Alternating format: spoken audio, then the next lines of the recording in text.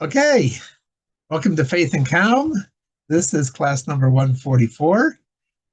We are going to have faith and calm because it's 2 weeks. 2 weeks from tonight is Purim. So in 2 weeks, we're not going to have a class. So we can only talk about it today and about it and next week. But you can certainly think about it and review. So one of the main things about Purim, there are a couple different themes in Purim. But of course, the main thing is it's relevant to us today. It's not just a story that happened many thousands of years ago. Or as one person said, well, it's a Jewish version of Halloween. I cringed when I heard that. That was like, no, no, no. You're not getting the message. That's not why we celebrate it, because otherwise, here's, you already have a Halloween.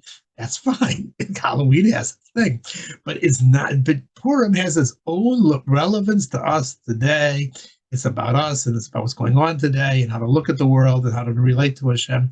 And therefore, it has eternal messages that are applicable every single day, and very much about living our lives on a day-by-day basis.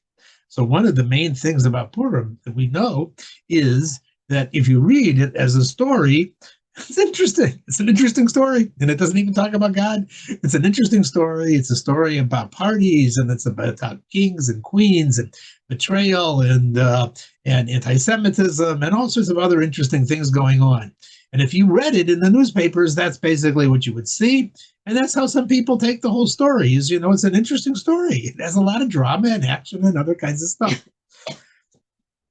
And like I said, there's a subtext to the story. There's a message underneath that's going on inside the story. And that story is basically about how, and one simple way to look at it is that everything turned around instantly for the Jews, from good to bad, from bad to good. The Jews were in a tremendously good situation, as we know, in the time of Purim. They had just been almost destroyed 70 years prior. The temple was destroyed. They were taken away in chains and slavery. And it looked almost like the end of the Jewish people. And all of a sudden, they were doing fairly well in Shushan, Esther was the queen. Mordechai was one of the chief advisors. They had good positions. They were well-to-do. They were accepted in the king's graces. He invited them, made a special party just for them, as part of his party. And things looked, they were finally accepted as just, as people of the empire. And that happened 3 years after Achashverosh was installed, and 4 years after Esther was taken. And then within 5 years, there was the worst decree against the Jews ever in history. They were going to be annihilated, a genocide, every man, woman, and child, and there was no way to run away from, because this guy Achashverosh ruled every single country in the known world. 127 countries from Hoda to Kush. So what happened? So there was obviously there's a subtext to the story. There's an underlying story that's underneath the story. And the answer was that the Jews, that the cause of this was not because materially they were good, because if that was the case, they should have responded in a materialistic way, used some diplomacy, used the queen, and so forth like that. They realized that the problem was that the Jews had fallen down spiritually by going to the party, and therefore they had to do tshuva. And when they did tshuva, immediately it was a miracle, and everything was turned over, because everything went the opposite direction. The Jews were in power again. They were great. They were smiled on. Their enemies were destroyed. And even though they were a small minority, they won against tremendous odds against them. And therefore, we understand that there's a story underneath the story, and a story underneath the story in all our lives. Whenever we see things going wrong, whenever we hear about bad things going on, we have to look at things differently. So I'm going to explain this because I told the story to my wife this week, because I had heard it this week. I had forgotten that I had said it before, but she said, that's such a great story, and it so much illustrates this idea. You got to tell this story. So here's the story over again. The story goes back to the time of in Palestine. That's what they called it, is Eretz Israel, in the 1920s. There was a chief rabbi of Jerusalem. His name was Yitzhak Pesach Frank. And Yitzhak Pesach Frank, he came from Lithuania. He had a classic Lithuanian education, and he took over as the chief rabbi of Jerusalem after Rav Kook. sometime in the 1920s, and he was very beloved, very hearts again, a very warm individual. Always had time for other people. He wrote to people in America, all over the world, with the answers and questions, shilas that they had. And this story happened to him. So the story happened in 1929. In 1929, he was supposed to go for one of his relatives was having a wedding in Hebron. Hebron's not that far away from Yerushalayim. And he was supposed to be there, but his grandson was born at that time, the same time in Jerusalem. So he stayed for the bris in Yerushalayim that Shabbos. What happened that Shabbos in Hebron is the famous Hebron massacre. 67 Jews were killed wantonly. The Arabs just rampaged through the town for a night and a day, for Friday night and all day, and they killed everyone every Jew that they came across. Now, he was saved because he didn't go. He didn't go. But he felt terrible about it. Why? Because just before that time, he had gotten the head of the Rosh Yeshiva in Hebron had written him and asked him to please intercede. You see, in those days in America, there were no real big yeshivas in place. The Torah Vadas, the old classic ones in the 1920s and 30s were not even in place. The ones for Omchei Tamimi was not in place. Many others, Lakewood was not there. There were no big yeshivas. So there happened to be an American man from Cleveland who sent his son to Hebron to learn because he wanted to learn. And there was nothing in either you went to Europe or you went to Israel. So this boy, he went to Hebron and he was learning there. And the parents got very nervous around this time because they heard about the Arab riots around Israel, and they wanted to take their son out of the yeshiva in Hebron and bring him back to America. And the Rosh Yeshiva asked Yitzhak Pesach Frank, so let's get back there. He's the chief rabbi of Yerushalayim. He said, listen, you have connections in America. You know people in America. They're friendly with you. You know how to speak their language. Please write them and tell them that it's safe here in Hebron. So he wrote a letter to the father, and I'll explain, and it's explaining to him, listen, Hebron is different than all the other places in Israel because there's never been any riots there. And furthermore, there happens to be a well-known Chabad Chassid, Rabbi Slonin, who is a descendant of the Tzemach Tzedek, who lives in Hebron. He speaks their language. They come to him. They like him. He's the head of the bank. He gives them loans. He's a leader of the community, and he has a big house, and he even has weapons in his own house. They're not going to bother him, you know. Things will be safe in Hebron. He knows how to intercede, and so they're not going to. There's good relationships. It's not like other places. So the father reads the letter and doesn't bring his son home, and of course, as I just said, it was terrible. That riot started Friday night. All the yeshiva bachrim went to Rabbi Slonim's house, and that's where they were massacred. The weapons didn't help, and the British didn't do anything. And nothing. And the British were in charge. That was, and he felt terrible about this whole situation. And he terrible because he was the one that told us what. Now, the Rosh Yeshiva said, you got to let this kid stay because he's wonderful. He's going to be a gadol. He's bright. He's curious. He's interesting. He has a personality. Don't bring him back to America. It would be a failure. So he had a good argument, the Rosh Yeshiva, to leave the guy in Hebron. But it didn't turn out it was the wrong advice. It turned out it was wrong advice to keep him there. And he didn't live. He died. Fast forward the clock, 1929 to 1960. The grandson is now grown up, and he's in the army. He's a rabbi. He's from, but he has a slightly different approach. The grandson of Tzvi Pesach Frank. His name is Yaakov Frank, and he happens to be on his reserve duty. And reserve duty means you get called up and you go sit in the trench somewhere waiting for, to do some sort of an exercise. And that night, wherever he was staying, it was terrible weather. It was pouring rain, and he was in the trench and just filling up with water. It was muddy. It was disgusting. And but you're in the army, you put up with it. There happened to be another guy in the trench, and when you're alone in such a situation, what do? You talk to each other.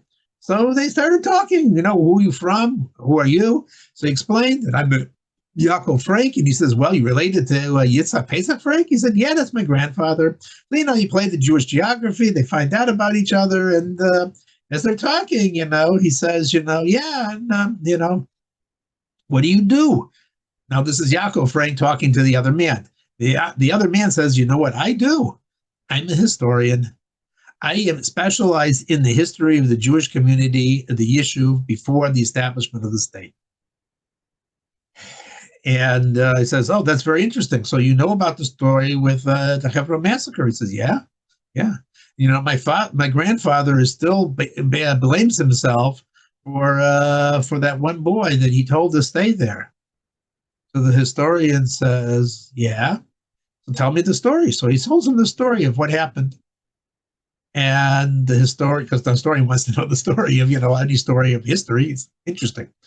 So Yaakov Frank tells him about his grandfather and about what he was doing and about the letter, etc. And the historian says, "And that's all you have of the story?" And Yaakov Frank says, "Yeah, that's the end of the story. The boy died. What's more could there be of the story?" So the historian says, "Well, let me tell you the rest of the story." So the rest of the story is, after the boy was killed, his father in Cleveland happened to be a big shot. He had a lot of political connections to the American government and the State Department and other places, and he raised a bloody ruckus. He really yelled. He made a big noise because he blamed the British partially for what happened. You see, the British were in charge. They had the military. They had the guns. In fact, the entire massacre stopped because of the British.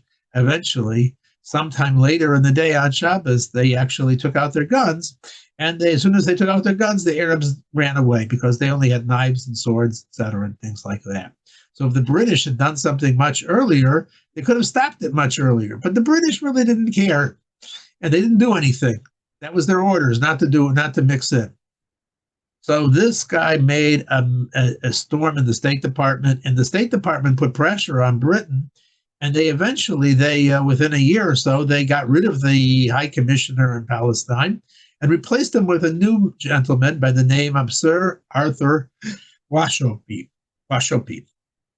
or Washop, I think. Maybe that's how you don't put the E at the end. Well, Sir Arthur took a tour of Israel, and he fell in love with the country. He liked the Jews. He liked the people. He liked it very much. And he changed the policy in the land of Israel dramatically.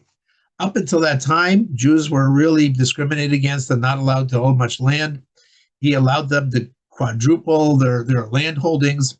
He allowed Jews to come into the land of Israel. There was only about 170,000 Jews when he started in 1931, and by the time he left in 1938, there was almost 600,000 Jews in the land of Israel. He let many Jews came in. In fact, that's one of the reasons that they were saved from the Holocaust, because they were able to leave Europe and able to come to Eretz Yisrael. So their lives were saved. And not only that, but the historian continues and he says, and probably one of the reasons Israel was able to win the War of Independence, it would have been terrible if they only had a few 100,000, 200,000 people. But they had 600,000 people when the war happened. True, 6,000 Jews died, but it would have been far worse if there were far fewer Jews.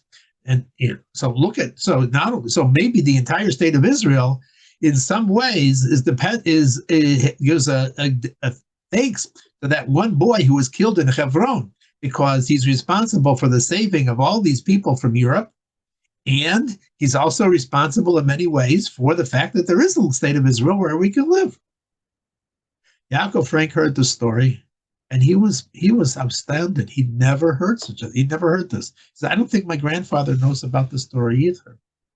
So later in that day, the commander came and said, "It's raining. The exercise is canceled. You can all go home early." So Yaakov Frank leaves, goes to his home in Yerushalayim. He comes in, he's wet, he's muddy, he's dirty.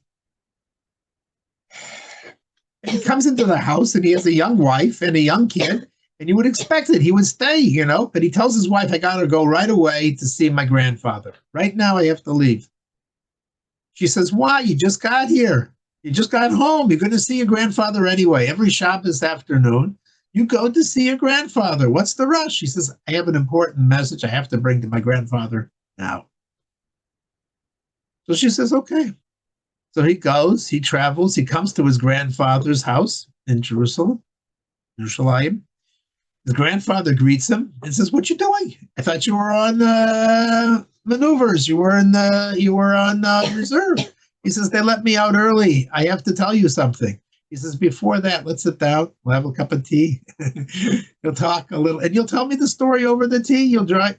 So he has the tea, and then he says, "Okay, now you can tell me the story." So he tells him the story, and the grandfather is listening. And he's hearing about what happened after the boy was killed. And he'd never heard this before. And he's going, my, oh, wow. He's like, well, you have no idea what a kindness you just did. This is 30 years later. He says, for 30 years, I've had a stone on my heart. I felt terrible about what I had done. I had no idea what the rest of the story was. It doesn't take away the problem, but it's just amazing that you know how the way the Eibishter works, how he orchestrates things. I didn't know that was what was going on. He said, you didn't have to come to me right now. You could have waited till Shabbos. He says, no, I felt I had to come right now. So the grandfather thanks him for not waiting. And he says, I'll see you on Shabbos. It's Thursday night. I'll see you in 2 days. So Yaakov Frank goes home. He goes to shul on Shabbos. He goes to shul. Afterwards, he takes his usual hour-and-a-half walk to go see his grandfather.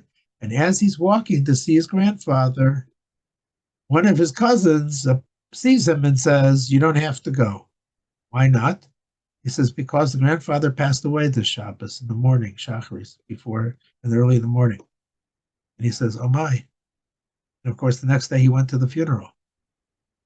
And, if he hadn't gone, he wouldn't have... early, he wouldn't have been able to tell him.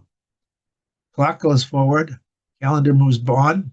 1977. Yaakov Frank is appointed to a position. Menachem Begin wins to be the prime minister, and he makes Yaakov Frank one of his ambassadors for the new settlements in the West Bank of the Jordan.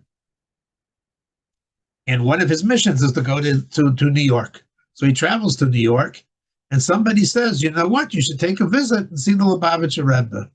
He goes in, he sees the Lubavitcher Rebbe. The Lubavitcher Rebbe asks him again, Jewish geography, so who are you? And he says, I'm the grandson of Tzvi Pesach Frank. And the Lubavitcher Rebbe says, good, can you tell me some stories about your grandfather? So he tells a story. Then he says, tell me another story. So he says another story. He tells another story. And the Rebbe's not happy. He wants one more, and he keeps saying, tell me one more story. So he tells him this story. And the Rebbe says to him, after he tells him the story, he says, see, this is what I tell my followers. I tell them over and over again.